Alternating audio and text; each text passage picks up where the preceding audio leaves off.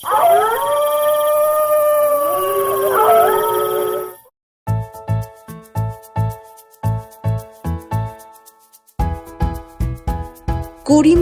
গরিব চাষি ভুবনের একটা পোষা মুরগি ছিল। সেই মুরগির ডিম হাটে বেচে ভুবনের সংসার চলত। সে মুরগিটাকে তার ঘরের সামনে বেড়ার মধ্যে রাখত। কিছু দূরেই ছিল এক বিশাল জঙ্গল, আর সেই জঙ্গলে একটা পাজি শেয়াল থাকত।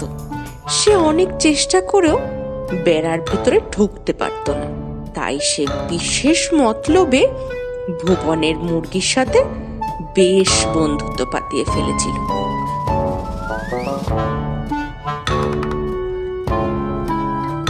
একদিন সন্ধ্যার দিকে মুরগিটা উঠোনে হেঁটে বেড়াচ্ছে।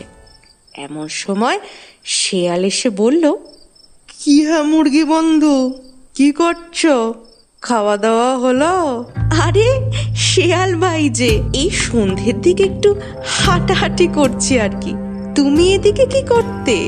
আর সত্যি কথা কি বলবো তোমায়, এই যে বড় জঙ্গলে আমি থাকি, একটা মনের মতো বন্ধু নেই আমার, জানো। তাই তো তোমার সাথে একটু গল্প করব বলে চলে আসি।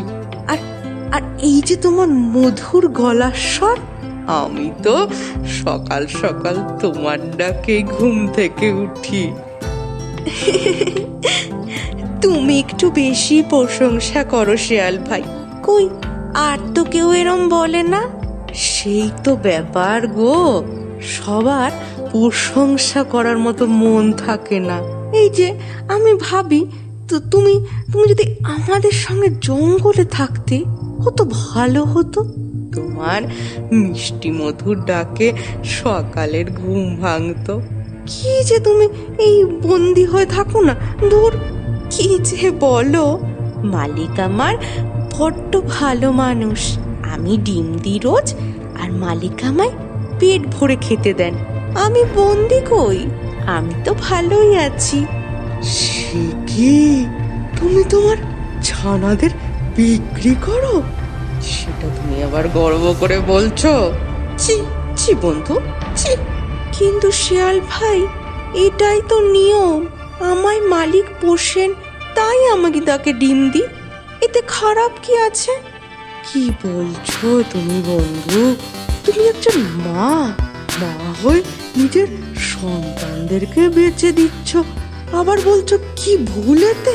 কই আমাদের জঙ্গলে তো এরম হয় না কখনো। আমরা নিজেদের মতো স্বাধীন হয়ে বাঁচি। তুমিও চলো, মহা আনন্দে থাকবে আমাদের সাথে। শিয়াল ভাই, তোমার কথা ঠিক, আমি জানি, কিন্তু সন্তানদের বেঁচে আমি অন্যায় করছি। কিন্তু তোমার সাথে জঙ্গলে গেলে যে আমার বিপদ হবে।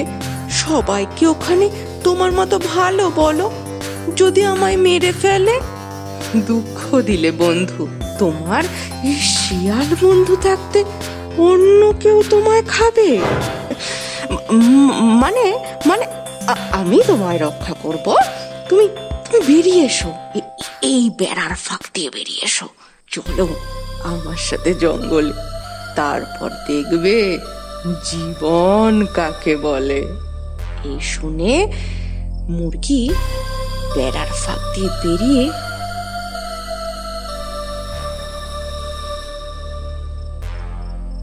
শেয়ালের সঙ্গে জঙ্গলের দিকে যেতে শুরু করলো। কিছু দূর যেতেই ঘাড় মুটকে ধরলো মুরগি।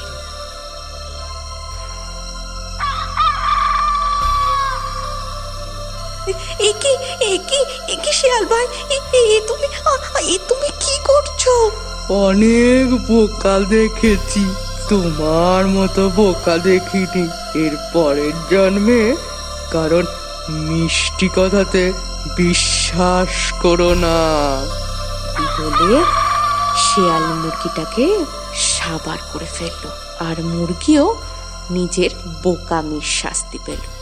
গল্পটা ভালো লাগলে লাইক করুন, কমেন্ট করে জানান কেমন লাগলো, শেয়ার করুন নিজেদের বন্ধু বান্ধব আর রিলেটিভদের সঙ্গে, আর অবশ্যই আমাদের চ্যানেলকে সাবস্ক্রাইব করে দিন। আর আমাদের নতুন নতুন গল্পের নোটিফিকেশন পেতে সাবস্ক্রাইব বাটনের পাশে বেল আইকনটা এক্ষুনি প্রেস করে দিন।